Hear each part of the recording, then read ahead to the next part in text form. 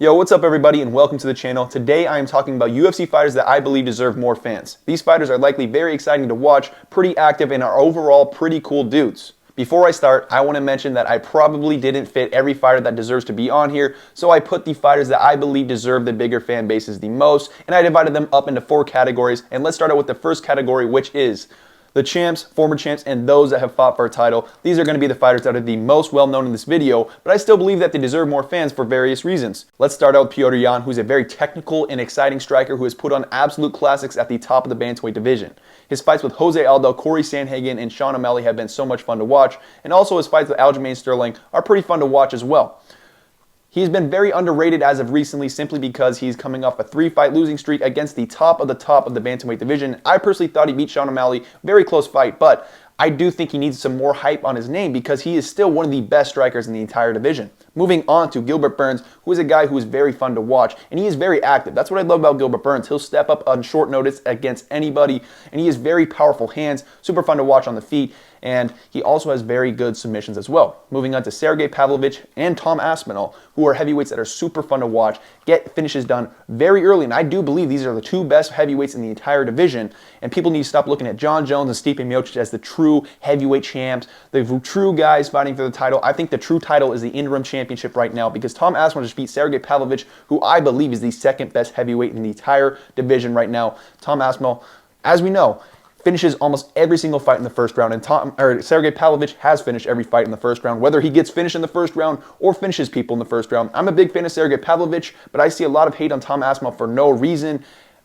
Tom Aspinall is my 2nd favorite fighter in the entire division. I think he goes through and wipes out the entire heavyweight division. He is that good, and he will do it in a very exciting fashion. Moving on to Jiri Prochazka, who is my 2nd favorite fighter. I personally believe he is the most exciting fighter in the entire roster. This guy gets clipped and comes back in insane ways, and he has a lot of power in his hands, and he finds brutal knockout finishes, or I guess submissions in round 5 against Glover Teixeira, in an absolutely insane comeback in a title fight. Jiri Prochazka, he isn't super active, but I think he would have been a little bit more active if it wasn't this weird scenario where he took a lot of damage against Glover Teixeira. And also, when he was waiting to fight Glover Teixeira, he had to wait for the winner of Jan Blachowicz versus Glover Teixeira to be ready. So I think he would be a little bit more active in better circumstances. I don't know what his next fight will be because he did just get knocked out by Alex Pereira. I could see it being against Nikita Krylov or even the winner of Jan Blachowicz versus Alexander Rakic. But Jiri Prochazka is so much fun to watch, a striker that really does get hurt, gets into firefights, but comes out on top almost every single time, except for his fight against Alex Pereira. Moving on to Alexandre Pantoja. This guy is a champion who is so much fun to watch. One of the most exciting champions there is. He's a super fun striker that loves to walk forward. He gets hit, but if you guys watch his fight with Brandon Moreno, you know how exciting this guy can be. And if you go through his entire UFC resume, it is hard not to become a fan of this guy. He's not really one of those guys that talks a lot of crap, and neither is a lot of guys on this list, and that's probably why they won't get the biggest fan bases. But Alexandre Pantoja, so much fun to watch on the feet, and he does have some pretty solid submissions as well, and his wrestling's okay, but it works considering the fact that he can just backpack you. This guy is dangerous everywhere, and he's very quick, has a very high output. I'm looking forward to his next matchup versus Brandon Royval, which brings us into the next category, the exciting contenders, and we are going to start out with Alexandre Pantoja's next opponent, who is Brandon Royval. Brandon Royval is so much fun to watch. This guy's got a lot of power in his hands, and he gets into firefights on the feet, and when he gets dropped, he can latch up a submission at almost any moment. Paul Craig-esque, if you ask me. This guy is dangerous everywhere. He doesn't have the greatest wrestling, but he has the ability to make any fight a 50-50 matchup, and against Alexandre Pantoja, this fight is something that I am looking forward to massively. This will take place at UFC 296, which is in 3 weeks' time. Moving on to Benoit Saint-Denis, who does have a pretty big fan base, but I believe he's so exciting to watch, and his next matchup will be so much fun. Whoever he's matched up with in the lightweight division will be absolute must-watch TV, to the point where I think he should have at least over 1 million followers. This guy's representing France, and not only is he representing France, he's representing the UFC very well. This guy is a warrior, and you cannot miss out on any of his fights. He is so active. Expect him to fight pretty soon, man. Moving on to Rafael Fiziev, who's a Muay Thai striker with a very fun style to watch. He's got some power in his hands, and he has some pretty solid grappling defense as well. He's overall a pretty chill and stoic guy, but he unfortunately tore his ACL very recently against Mateusz Gamrot after I believe he was on his way to winning that fight. Moving on to Dricus du Plessis. He's fighting in the main event of UFC 297 in Canada in January against Sean Strickland, and this is a fight I am very excited for. Dricus du Plessis gets a lot of hate, in my opinion. That is not warranted because he has a very fun striking style that is very sloppy, and he does put on some sloppy performances, but he gets hate just because of that. I mean, overall, he's a pretty chill dude who doesn't like to talk a lot of crap, but in my opinion, he is so much fun to watch, and I will be entertained by his quote-unquote sloppy performances, especially now seeing that he was able to knock out Robert Whittaker in round 2. I have a newfound respect for him after that performance, and I am so excited for his next fight. Jack Della Maddalena is a striker with a boxing-heavy approach. He mixes it up to the body very well, and he has some nice power in his hands as well. He's recently coming off a victory over Kevin Holland. Some people thought it was a robbery. I personally think you're tripping if you thought that was a robbery, but nevertheless, this guy will have a lot of fun matchups ahead of him at the UFC welterweight division. Moving on to Song Yadong, who I view as the real dark horse of the bantamweight division. This guy is very young, super athletic, and is a very fun striker to watch, but he also has fantastic takedown defense. He absolutely dismantled Ricky Simon for 5 rounds in his last performance and found the knockout in round 5. I was so impressed by that performance, and he's also had very close striking matchups versus Corey Sandhagen. This guy, as he gets more and more experience, will continue to improve, and I believe will beat Chris Gutierrez in 2 weeks' time at the new main event of UFC Fight Night Shanghai. I guess it was moved to the Apex, but I'm very excited to see the future of Song Yadong. Moving on to Manel Kape, who is a flyweight who is a fun contender to watch. He's got a very fun striking style, pretty solid takedown defense, and does get into some brawling exchanges. He does get hit, but he is just fun to watch, and he does have some personality behind him as well. If you saw his recent post-fight interview, you know what I'm talking about, but the guy is very fun to watch inside the octagon and on the mic as well. Moving on to the next category, which is the fun gatekeepers. These are going to be the guys that have been in fun performances time and time again, but really haven't reached the top of the sport yet, so they fail to get the recognition that they deserve. Starting out with Rob Font, he is a striker with a boxing-heavy approach. He's been in a lot of fun fights, and his chin really has been his downfall. Every time Rob Font fights, I find myself very intrigued and a lot more excited than some of the other ranked fights in other divisions. Moving on to Calvin Kattar, who's also a very fun striker to watch with a boxing-heavy approach. He's been in a lot of fun matchups, but really hasn't reached the top like the other guys in this division, and just haven't received that recognition that they deserve. Every time Calvin Kattar fights, I'm tuning in. Moving on to Drew Dober, who's a fighter that is so much fun to watch because he gets into a lot of brawling exchanges and gets clipped with big shots, but has such a good chin he's able to recover and eventually typically find the knockouts on his opponents. Moving on to Nikita Krylov, who I believe is the true dark horse of the light heavyweight division. This guy is someone I would compare to light heavyweight Pantoja. The way he goes out there and strikes, he just runs at you and tries to knock you out with his power. And then he does have some grappling in his back pocket as well. He has some pretty solid submissions, not the greatest wrestling, but he overall is a very dangerous fighter who is very hittable, so much fun to watch, and I think he does match up pretty well against Alex Pereira considering he's the number 6 ranked guy.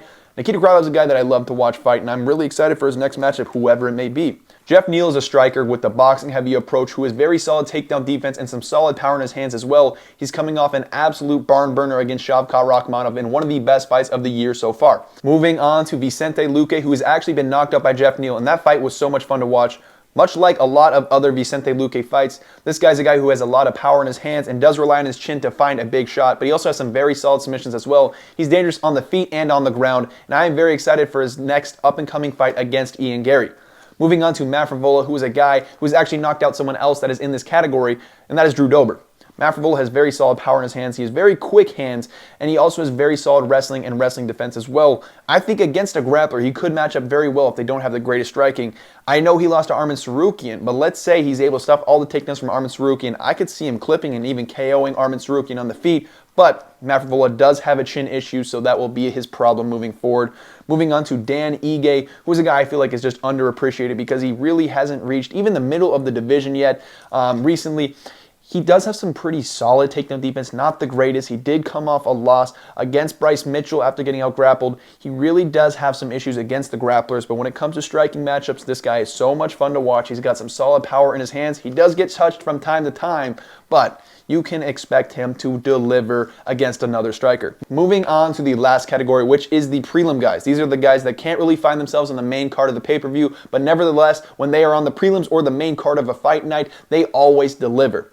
Starting out with Billy Quarantillo, who is a fighter that has some pretty solid wrestling, but overall is a striker that gets into very fun matchups, has a very high volume output, and his fight versus Shane Burgos is one of those fights that I rewatch back from time to time when I am bored in class. Moving on to Slava Klaus, also known as Vyacheslav Borshev. This guy is one of my favorite fighters because he is so much fun to watch on the feet. He does have a massive hole in his grappling and does get taken down a lot, but can find himself back up to the feet multiple times because he is so good at getting back up to his feet after getting taken down. Super hard to hold down, and if he's able to develop some very solid takedown defense. The lightweight division better watch out. I don't know how good he can become because it does seem like he does have a chin issue. Nazim Sadikov obviously clipped him and probably could have gotten him out of there with a better fight IQ. And on the kickboxing scene, where he has actually had a lot of success because he mixes it up to the legs, body, and head very well and does have some pretty solid power in his own right. He has been knocked out, I think, 2 or 3 times because there is somewhat of a chin issue there. But nevertheless, he is so much fun to watch. And I want to put this guy on the main card because he is very promotable. I love the little dance he does after he gets a celebration, or after he gets a win, whatever it was. If you watch this fight with Nazim Sadikov, you know how fun this guy can be. UFC, please don't match him up against wrestlers. He will continue to improve his takedown defense the longer he is in MMA. And by the time he starts winning some more and more fights, maybe he really does become something.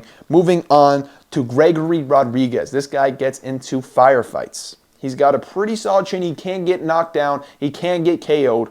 But he also has very solid power. He's got some pretty solid submissions. Overall, he's a pretty well-rounded fighter that I could see working his way into the middleweight rankings. Just watch his fight with Chidi Njokuani. Tell me he is not a dog. I have a lot of respect for him. He trains with Alex Pereira as well. He seems like a very cool and just soft-spoken guy. I love him. I hope he does well moving forward. Moving on to Matthew Semelsberger, who is a fighter that has so much power in the hands. He's a striker that really doesn't have the best grappling game and can get taken down and held there. But when it comes to his hands, he is so powerful. Some of the best power in the entire welterweight division. And if he touches you, you might take a seat. Against Jake Matthews, who I do know doesn't have the greatest chin, but he was able to just touch him. And Jake Matthews took a seat, I think, 3 or 4 times. Against Uros Medic, he hurt Uros Medic pretty badly. And Uros Medic ended up knocking him out. But that's the thing about Matthew Semelsberger. He's probably going to knock you out, or you're going to knock him out, or he's just going to drop you multiple times and win the decision. Against Jeremiah Wells, I think he really hurt him 2 to 3 times. I think you probably should have given him that fight based off of damage. Anyways, he is very fun to watch. Put him against strikers and see what happens. It is must-see TV. And he's also a very interesting-looking dude as well. Moving on to Bill Aljo. Now, Bill Aljo doesn't really have this barn burner style as everyone else because he is a much higher volume type of guy. Now, he does get into some very fun fights, but he's an overall very well-rounded mixed martial artist. And because of how high output he is always doing something very entertaining. And I think he's pretty underrated and could really find himself in the rankings of the featherweight division and just succeed time and time again based off of his striking. It's pretty solid, pretty fundamental. He's pretty good at keeping range, and he's got some pretty decent wrestling. He's got some good submissions as well. He's just so well-rounded. He's so active that I really do like him moving forward, and he seems like a pretty interesting and chill dude as well. He's got some interesting post-fight interviews, but I think he's a pretty cool dude, and I'm cheering for him moving forward. Moving on to the last fighter of this entire video, we have Nate Landwehr. If you know Nate Landwehr, he talks a lot of crap, but he is very funny. Watch his performance against David Onama. You will probably be turned into a fan. He's wild. He loves striking on the feet. He loves the brawling exchanges. He loves the firefights. Nate the Train is a psycho, and I'm all here for it. He's hilarious. I'm cheering for him moving forward. He's coming off a loss against Dan Ige, but in his next fight, if it is against a striker or anyone who just really isn't that well-rounded, I expect him to win because he is a guy that will remain probably right outside the rankings and put on insanely fun fights. With that being said, that's going to conclude this video. Make sure to like and subscribe. If there's any fighters you felt like I missed out on, make sure to leave them down in the comments. With that being said, have a good one.